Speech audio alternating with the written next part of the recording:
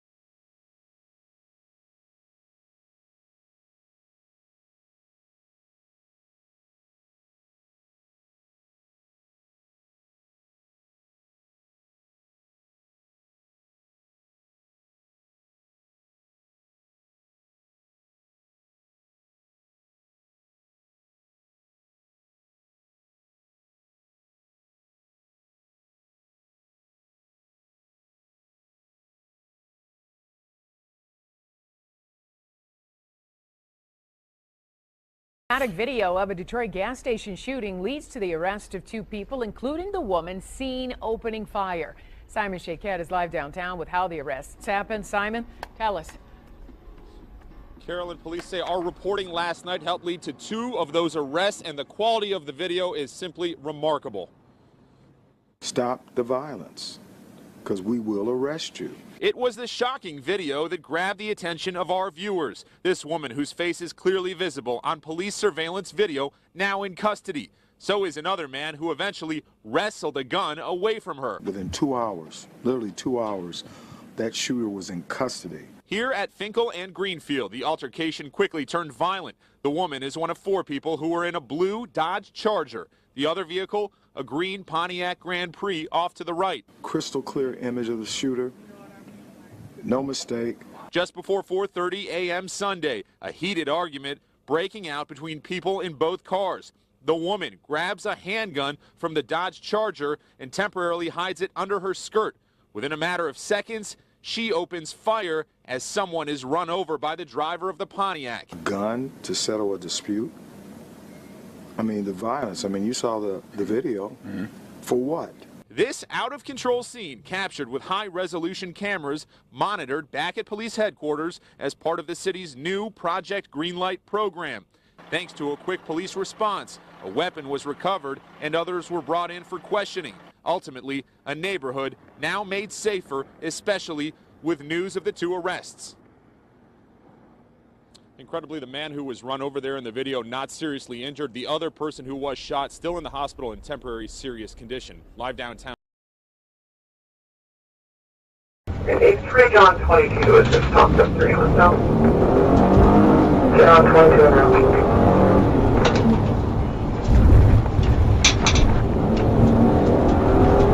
The freeway's over, the bridge is full of the premium fuel.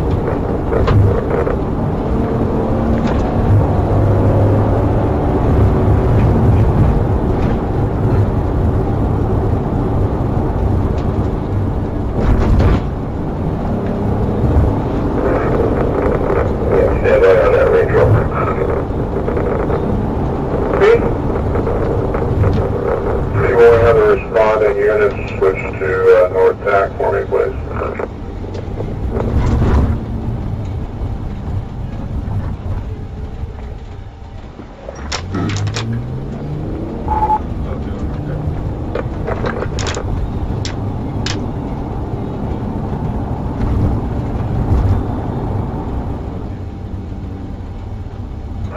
Seven 9-1 is still parked up against the building, north parking lot of the Safeway.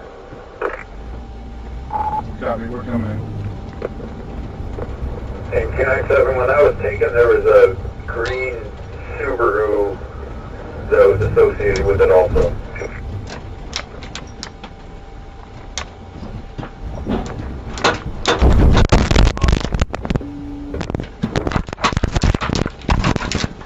One running through that Safeway down. Get out! Cross fire! Cross fire!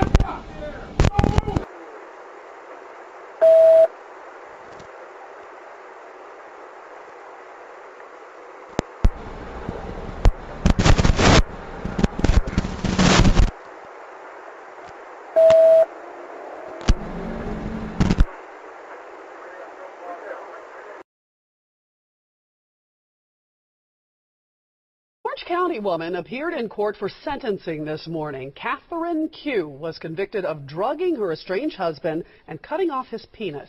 Eyewitness News reporter Christina Salvo joins us live from the Santa Ana courthouse with details. Christina. Well, Leslie, the judge sentenced the defendant, Catherine Q, to life in prison today. He said in his some 20 years on the bench trying various different murder cases, this was as cold and calculated as a murder. Now, the defendant walked into the courtroom today in handcuffs and never looked at her ex-husband as he read his victim impact statement. Q was convicted in April of drugging, at the time her estranged husband, tying him up and then cutting off his penis and putting it in the garbage disposal. The couple was married for a year and a half before the crime was committed. In his victim impact statement, he told the judge that Q stole his identity and crushed his optimism, forever living a happy life in the future. And though he didn't want to reveal his identity on camera, he did speak to us about what it was like addressing the court and his ex-wife. It was traumatic. There was a lot of anxiety in me at that point. I'm hoping that this will be the last time I ever have to see her. But I felt some relief, and also it was a very sad day for everyone involved. Now, the defense told the judge that Q was remorseful for what she had done and asked the judge for probation that the judge denied. Her actions were as calculated, they were as cold, they were as callous as any murder in the first degree. Probation is denied. The judge rejected a defense plea for probation and dismissed the argument that Catherine Q should be given leniency because she is a model citizen who suffers from mental illness. The victim, who described himself today as feeling anxious and traumatized, spoke before the court and described how at the time of the crime he and Q were splitting up, something he believes she didn't want to happen. It was a despicable act, he says, done with vengeance, vanity, and jealousy. This was not an act of war. This was not some horrible accident. This was not the result of some terrible disease. This was a cruel and calculated violation of a person's body and mind. This was a horrible event.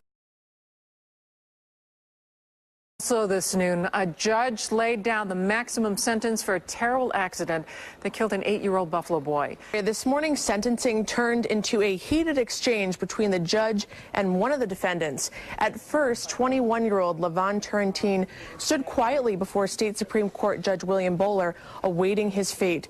He had pleaded guilty to second-degree vehicular manslaughter for his role in a tragic accident in April of last year that took the life of 8-year-old Tunami Filbert.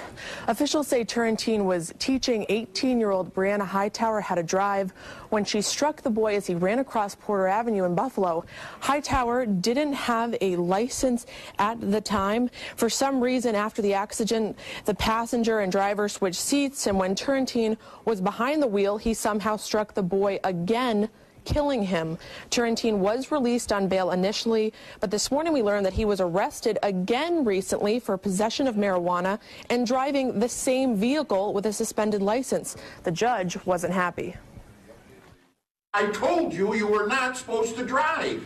So what it tells me is one bad decision after the another. You didn't learn anything. You violated the law again by driving the same car that you already killed somebody with. You were not supposed to be behind that wheel. It's not like I was joyriding or anything, Your Honor. I just went to the Chinese place to get me and my kids something to eat. Did I release you on bail to say that it was on the condition you don't joyride? And the courtroom fireworks did not end there. Meantime, Turrentine was given the maximum sentence and could spend 7 years behind bars. Now, the female involved was charged as a youthful offender and pleaded guilty to reckless driving.